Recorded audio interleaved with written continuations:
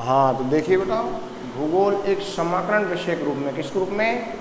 भूगोल एक जो समाकरण विषय के रूप में मैंने आपको बताया, दोबारा से भी देख लीजिए। भूगोल विषय है एक समाकरण विषय के रूप में, इसका अध्ययन कार्य किया जाता है। यानी भूगोल जो विषय अन्य विषयों को साथ में लेकर के क्या करती है? अध्ययन कार्य किया जाता है। यानी भूगोल विषय में यानी अन्य जो विषय हैं उनको साथ में लेकर के ही अध्ययन कार्य किया जाता है। तो इस कारण से यह भूगोल विषय समाकरण विषय के रूप में इसको जाना जाता है। किस रूप में जाना जाता है? समाकरण विषय के रूप में इसको भूगोल विषय को जाना जाता है। और आपको बता दूं कि जो भूगोल विषय है यह मुख्यतः यानी समय के अनुसार अपने जो स्वरूप है, प्रकृति है, उसमें भी क्या हुआ है? परिवर्तन हुआ है। समय के साथ में इसमें क्या हुआ है? परिवर्तन हुआ है। कौन सी विषय में? भूगोल विषय में। कौन सी विषय में भैया? भूगोल विषय में। और यह प्राकृतिक विज्ञान और सामाजिक विज्ञान की जो विषय हैं उनको साथ में लेकर के भी क्या करती है? अध्ययन कार्य इसमें किया जाता है। यानी अन्य जो सहयोगी विषयों के साथ में भी इसका अध्ययन कार्य किया जाता है। कौन सी विषय में? भूगोल विषय में। कौन सी विषय में बेटाओ? भूगोल विषय में। ठीक है। जैसे प्राकृतिक विज्ञान के अंतर्गत भूआकृतिक विज्ञान है, जल विज्ञान है, समुद्र विज्ञान है, गणितीय भूगोल है, भूभौतिकी है। इन सब का इसमें क्या किया जाता है? अध्ययन कार्य किया जाता है। इन सब का क्या किया जाता है? इसमें अध्ययन कार्य किया जाता है। किसमें? भूगोल विषय में। कौन सी विषय में? भूगोल विषय में। ठीक है ना। और आगे देखिए, प्रत्येक जो भौगोलिक तथ्य समय के साथ क्या हुआ है? परिवर्तित होता रहता है। प्रत्येक जो भौगोलिक तथ्य है वो समय के साथ क्या होता रहता है? परिवर्तित होते रहता है। प्रत्येक भौगोलिक जो तथ्य, प्रत्येक भौगोलिक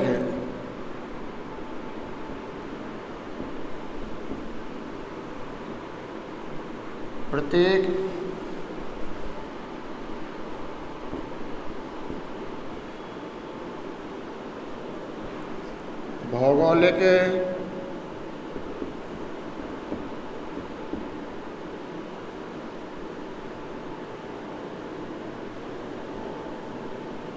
तथ्य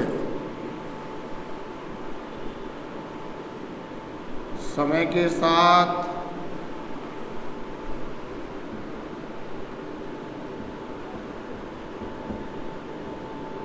परिवर्तित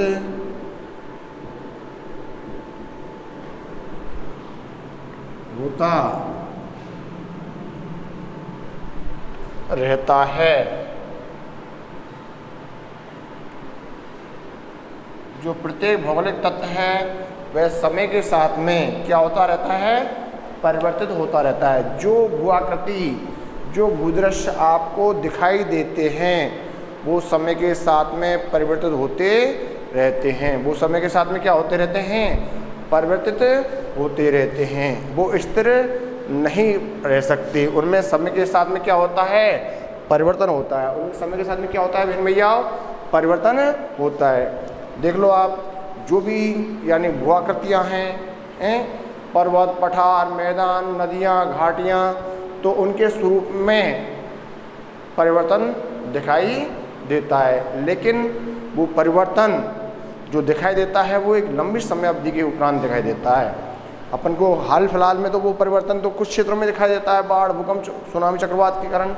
लेकिन जो अपर्दन, अपक्षय के द्वारा जो परिवर्तन है वो उसमें दीर्घ अवधि में उसका परिणाम दिखाई देता है।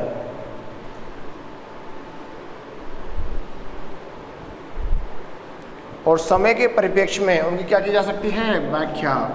और समय के परिप्रेक्ष्य में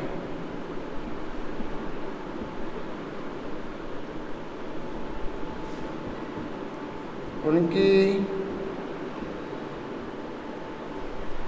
व्याख्या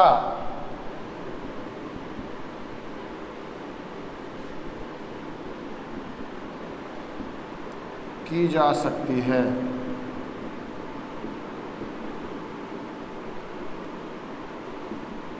और समय के परिप्रेक्ष्य में क्या की जा सकती है, उनकी व्याख्या भी की जा सकती है। समय के संदर्भ में उनके बारे में जानकारी भी उपलब्ध कराई जा सकती है।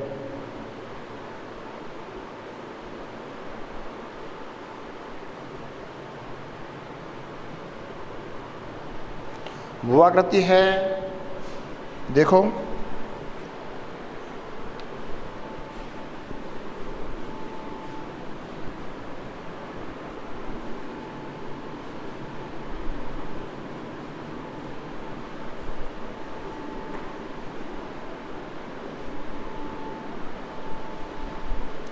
भू-आकृति, जलवायु, वनस्पति, भू-आकृति,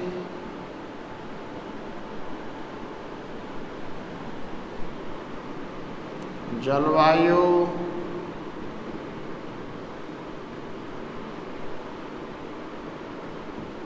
वनस्पति,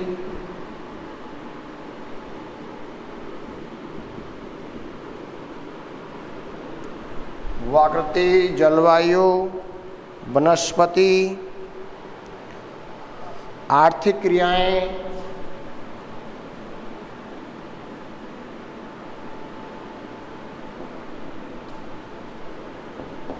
व्यवसाय,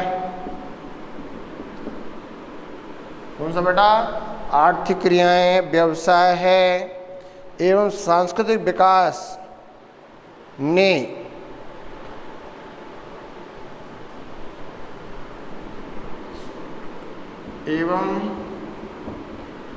सांस्कृतिक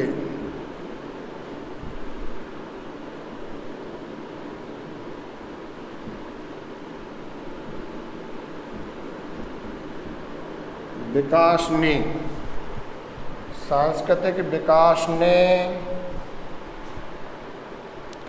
एक निश्चित ऐतिहासिक पथ का, एक निश्चित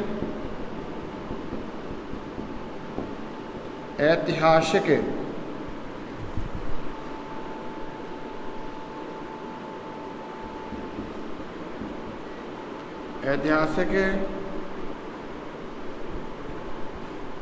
पथ का अनुसरण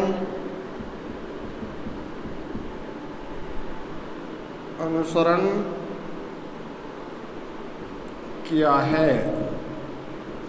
एक निश्चित ऐतिहासिक पथ का क्या किया है, अनुसरण किया है। देखो तो भू आकृति है, यानी पृथ्वी पर पाई जाने वाली अनेक प्रकार की जो आकृतियाँ, भू यानी पृथ्वी और आकृति यानी अनेक प्रकार की जो संरचनाएं हैं, यानी पर्वत, पठार, मैदान हैं, ये हैं। जलवायु है, वनस्पति, आर्थिक क्रियाएं हैं, व्यवसाय है और सांस्कृतिक जो विकास ने एक निश्चित ऐतिहासिक पथ का क्या किया है, अनुसरण किया है और समय के साथ में अपना अमूल्य योगदान दिया है। समय के साथ में क्या दिया है, अपना अमूल्य योगदान दिया है। आगे बात समझ में, क्योंकि जो भू-आकृतियाँ हैं, जलवायु है, वनस्पति है, आर्थिक क्रियाएं हैं, व्यवसाय और जो सांस्कृतिक विकास है, ये समय के साथ क्या होते रहते हैं, परिवर्तित होते रहते हैं और परिवर्तन के अनुसार ही, यानी इन्होंने ऐतिहासिक जो पथ का क्या किया है, अनुसरण किया है, उसी वजह से इनका विशेष महत्व हो जाता है। अनेक जो भौगोलिक तथ्य हैं, विभिन्न जो संस्थानों द्वारा क्या किए जाते हैं, विशेष समय पर निर्णय लेने की प्रक्रिया के प्रतिफल होते हैं। उदाहरणार्थ, ए स्थान बे स्थान से कितना 1500 किलोमीटर दूर है। ए स्थान माना कि ए स्थान है कोई, ए स्थान में आप जान लो जयपुर, क्या मान लो, जयपुर। और बे स्थान मान लो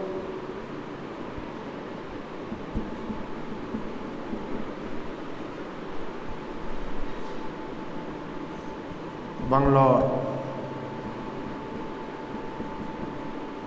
क्या मान लो, बंगलौर। वे स्थान कौन सा है, बंगलौर। ए स्थान और बे स्थान, इनके मध्य जो दूरी है, ए स्थान और बे स्थान के मध्य जो दूरी है वो कितनी है? 1500 किलोमीटर है। कितनी दूरी है इनके मध्य में? 1500 किलोमीटर। 1500 किलोमीटर यानी कितने किलोमीटर दूर है ये? 1500 किलोमीटर दूर है। कितने किलोमीटर दूर है? यानी ए स्थान बे स्थान से कितना किलोमीटर दूर है? 1500 किलोमीटर दूर है, जिसे विकल्प के रूप में यह भी कहा जा सकता है कि ए स्थान बे से कितना? 2 घंटे दूर है। कितने घंटा? 2 घंटे दूर है। ए स्थान बे स्थान से कितने घंटे दूर है? 2 घंटे दूर है। कितने घंटे दूर है बेटा? 2 घंटे। यानी जो 1500 किलोमीटर दूरी है वो कितने घंटे में तय करते हैं? 2 घंटे में। 2 घंटे दूर है। यदि हवाई जहाज से यात्रा की जाए और या 17 घंटा दूर है यदि किससे? तीव्रगामी जो रेल से यात्रा की जाए। इसी कारण समय भौगोलिक अध्ययन के चतुर्थ आयाम के रूप में क्या है? एक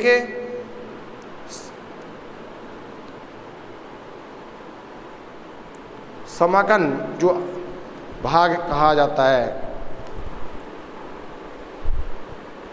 समाकल भाग के नाम से भी इसको जाना जा सकता है। समाकल समय के अनुसार आकलन करने के लिए। देखो, अगर आप प्लेन से जाओगे, हवाई यात्रा करोगे, कौन सी यात्रा? हवाई यात्रा। तो हवाई यात्रा से जो 1500 किलोमीटर दूरी है वो कितने घंटे में तय हो जाती है? 2 घंटे में। सुपरसोनिक यान ऐसे तीव्रगामी यान हैं जो 2 घंटे में ही उस दूरी को क्या कर लेते हैं? तय कर लेते हैं। और अगर आप ट्रेन से जाओगे तो ट्रेन से जाने में आपको 17 घंटे लगेंगे। कितने घंटे लगते हैं ट्रेन से जाने में? 17 घंटे का समय लगता है। तो 1500 किलोमीटर की जो दूरी है हवाई यात्रा से कितने? 2 घंटे में। और ट्रेन से आप यात्रा करते हैं तो कितने? 17 घंटे का समय लगता है। तो कहने का मतलब है इसी वजह से भौगोलिक जो अध्ययन में जो चतुर्थ आयाम के रूप में इसको शामिल किया गया है और एक समाकल भाग माना गया है। क्या माना गया है? समाकल भाग के रूप में इसको जाना जा सकता है। आगे देखिएगा।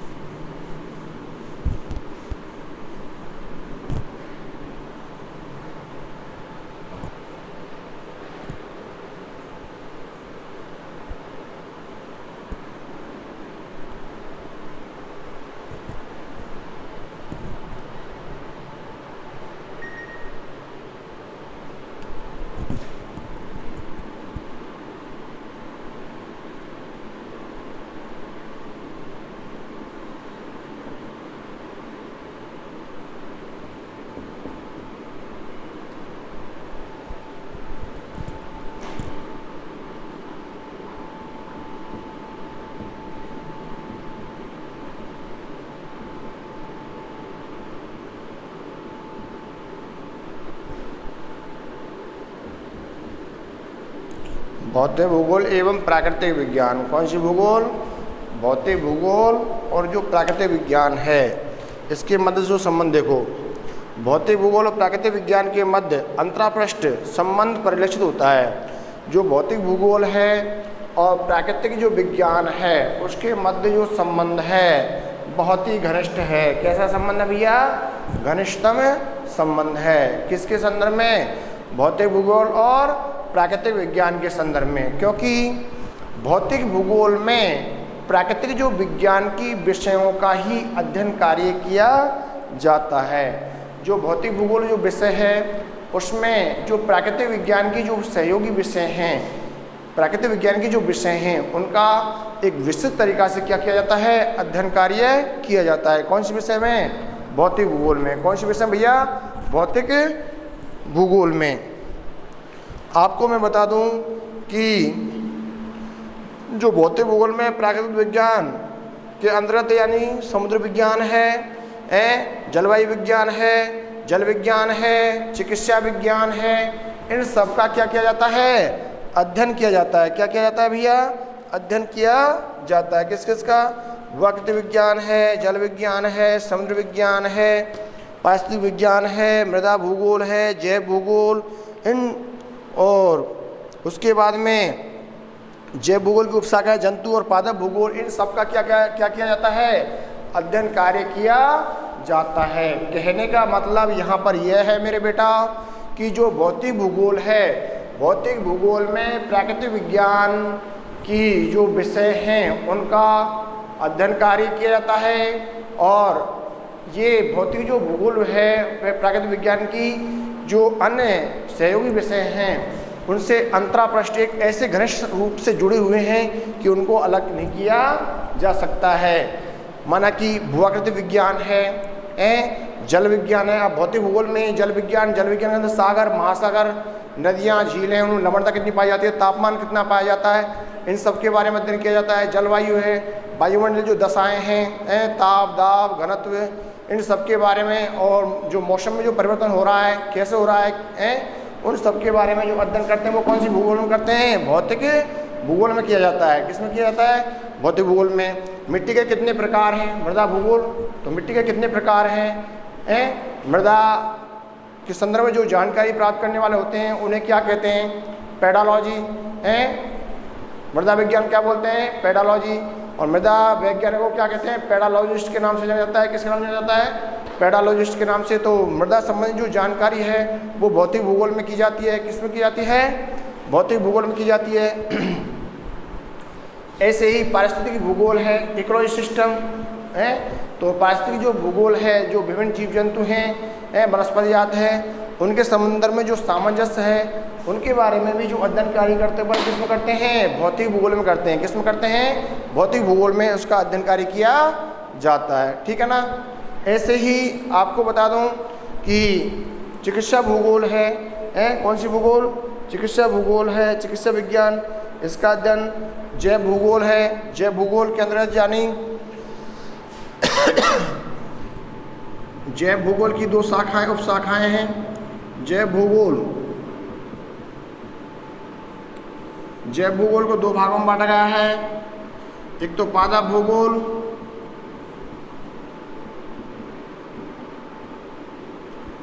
एक तो पादप भूगोल है, और दूसरी कौन सी है?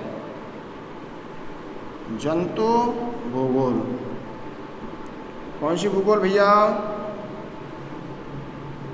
जंतु भूगोल। इन दो भागों में इसको दो शाखाओं में बांटा गया है, पादप भूगोल और जंतु भूगोल। पादप भूगोल और कौन सी भूगोल? जंतु भूगोल। इसके रूप में इसका अध्ययन कार्य किया जाता है। ठीक है ना। अब जो पादप भूगोल है, पादप भूगोल में जो अध्ययन करते हैं पेड़ पौधे, जो जीव जंतु हैं, आर्किड हैं, जो भी इस पृथ्वी पर पाए जाने वाले जो सूक्ष्म पेड़ पौधे से विशालकाय जो पेड़ पौधे हैं, उन सब के बारे में, जो वनस्पति हैं उनके बारे में अध्ययन कार्य इसमें करते हैं पादप भूगोल। इसको बॉटनी ज्योग्राफी के नाम से भी जाना जाता है, और इसको जूलॉजी ज्योग्राफी के नाम से जाना जाता है।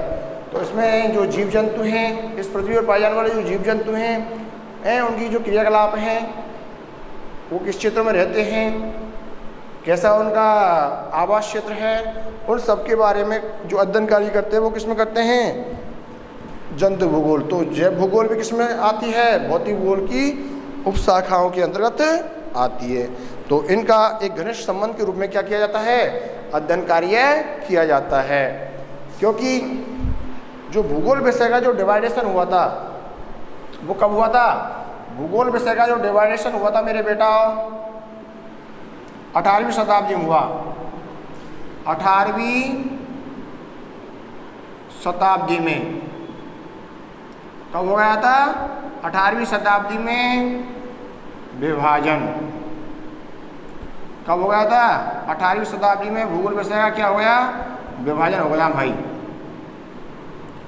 अब 18वीं शताब्दी में जो भूगोल विषय का डिवाइडेशन हुआ था वो मैंने आपको बताया भी था पहले, दो भागों में हुआ था मेरे बेटा। कितने भागों में हुआ था?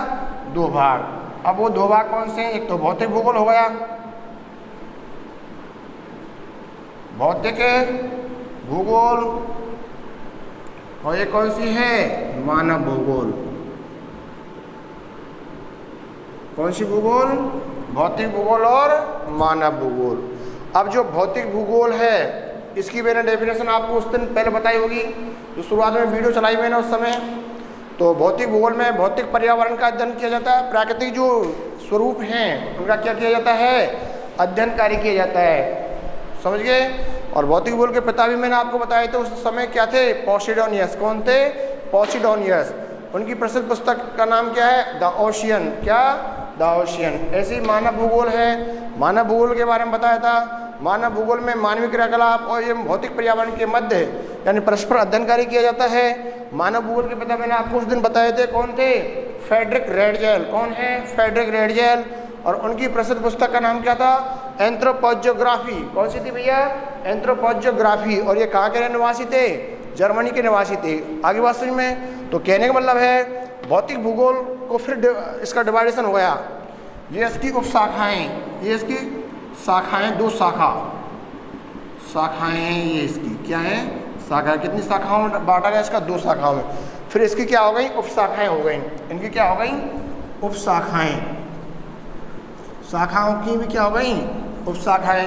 अब उपशाखा में भौतिक भूगोल की उपशाखाओं में भूआकृति विज्ञान है, जल विज्ञान है, समुद्र विज्ञान है, चिकित्सा भूगोल है, मृदा भूगोल है, पारिस्थितिक भूगोल है, जंतु जैव भूगोल में जंतु विज्ञान है, और उसके बाद में जंतु भूगोल है, पादप भूगोल है, उसके बाद में जीपीएस सिस्टम है, आरएसटी है, जीआईएस प्रणाली है।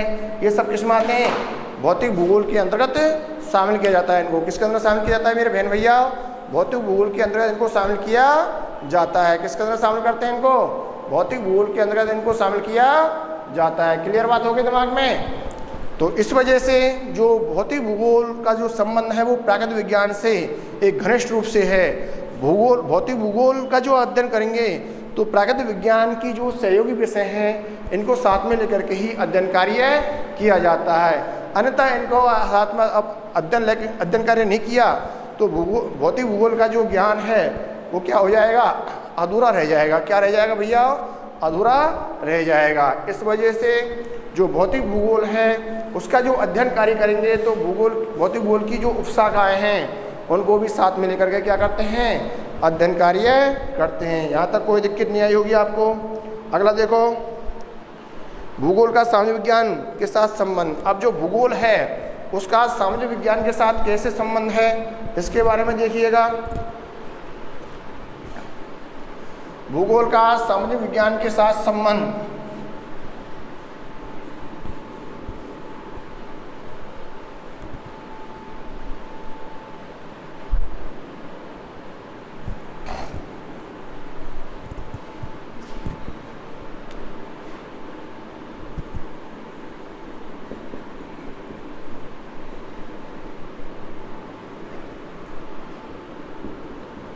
सामाजिक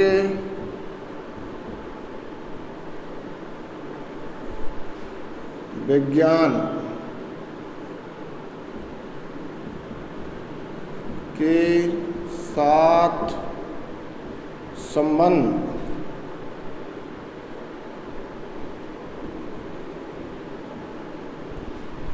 भूगोल का सामाजिक विज्ञान के साथ संबंध। हाँ, ये देखिए जो भूगोल जो विषय है इसका सामाजिक विज्ञान के साथ, किसके साथ बेटा? सामाजिक विज्ञान के साथ जो संबंध है वो कैसा है? घनिष्ठ है। कैसा है भैया? घनिष्ठ रूप से संबंध जुड़ा हुआ है। किसका? भूगोल विषय का। अब भूगोल विषय का जो सामाजिक विज्ञान के साथ जो संबंध है वो घनिष्ठ रूप से कैसे है? भूगोल में जो अध्ययन कार्य किया जाएगा सामाजिक विज्ञान की जो सहयोगी विषय हैं उनका अध्ययन कार्य किया जाता है। अगर हम भूगोल विषय का अध्ययन कर रहे हैं तो सामाजिक विज्ञान की सहयोगी विषयों को साथ में लेकर के ही अध्ययन कार्य करेंगे। अगर उनको साथ में लेकर के अध्ययन कार्य नहीं किया तो भूगोल विषय का क्या है? ज्ञान अधूरा रह जाएगा। भूगोल विषय का जो ज्ञान है वो क्या रह जाएगा? अधूरा रह जाएगा। इस वजह से हमें भूगोल का जो अध्ययन जब भी करना है तो सामाजिक विज्ञान की जो सहयोगी विषय हैं उनको साथ में लेकर के अध्ययन कार्य करना अति आवश्यक है। क्यों? क्योंकि भूगोल में जो अध्ययन कार्य किया जाता है वो सामाजिक विज्ञान की सहयोगी विषयों का ही अध्ययन किया जाता है। जैसे राजनीतिक भूगोल है, राजनीतिक भूगोल है, आर्थिक भूगोल है, राजनीतिक भूगोल है, आर्थिक भूगोल है, परिवहन भूगोल है, कृषि भूगोल है, सामाजिक एवं सांस्कृतिक भूगोल है। इन सब का जो अध्ययन कार्य करते हैं अपन वो किसमें करते हैं? भूगोल विषय में। ऐसे ही औद्योगिक भूगोल है, कौन सी भूगोल? औद्योगिक भूगोल है। जनसंख्या भूगोल है, कौन सी भूगोल बेटा? जनसंख्या भूगोल है। आदिवासी भूगोल है, कौन सी भूगोल? आदिवासी भूगोल। इन सब का जो आप अध्ययन कार्य करते हैं, आदिवासी किसे कहते हैं? जहाँ पर मानव जिन क्षेत्रों में निवास करता है, चाहे वो ग्रामीण क्षेत्र हो चाहे शहरी क्षेत्र हो, तो उनको आदिवासियों के अंदर शामिल किया जाता है। तो आदिवास को दो भागों में बांटा गया है, ग्रामीण आदिवास और शहरी आदिवास। कौन सा आदिवास? ग्रामीण आदिवास और शहरी आदिवास। अब जो ग्रामीण क्षेत्रों में जो रहने वाले लोग हैं वो ग्रामीण आदिवास के अंदर आते हैं, और शहरी क्षेत्रों में जो रहने वाले लोग हैं वो शहरी आदिवास के अंतर्गत आते हैं। इनको अपन यानी सेटलमेंट के नाम से भी जाना जा सकता है। किसके नाम से जाना जा सकता है? सेटलमेंट्स, सेटलमेंट्स भी कह सकते हैं। और अर्बन सेटलमेंट्स और रूरल सेटलमेंट्स, इंग्लिश में क्या बोलते हैं इसको? Urban settlements. अर्बन सेटलमेंट्स का तात्पर्य क्या है? नगरीय आदिवास। और उसके बाद में रूरल, रूरल का तात्पर्य ग्रामीण, तो रूरल सेटलमेंट यानी ग्रामीण आदिवास। जो लोग यानी प्राथमिक व्यवसायों से प्रत्यक्ष रूप से जुड़े होते हैं, जो लोग प्राथमिक व्यवसायों से प्रत्यक्ष रूप से जुड़े होते हैं उन्हें रूरल सेटलमेंट्स के नाम से यानी ग्रामीण आदिवास के नाम से जाना जाता है। और जो लोग प्राथमिक व्यवसाय से अप्रत्यक्ष रूप से जुड़े होते हैं, एक तो प्रत्यक्ष और एक है अप्रत्यक्ष, तो प्राथमिक व्यवसायों से अप्रत्यक्ष रूप से जुड़े हुए जो लोग हैं वो किसके अंदर आते हैं? अर्बन सेटलमेंट्स के अंतर्गत। किसके अंदर आते हैं? अर्बन सेटलमेंट्स के अंतर्गत उनको शामिल किया जाता है। आगे बात समझ में? तो यहाँ पर कहने का मतलब है भूगोल विषय का जब भी आप अध्ययन कार्य करेंगे तो सामाजिक विज्ञान की जो सहयोगी विषय हैं, किसकी? सामाजिक विज्ञान के जो सहयोगी विषय हैं उनको साथ में लेकर के ही अध्ययन कार्य किया जाएगा। आगे बात समझ में?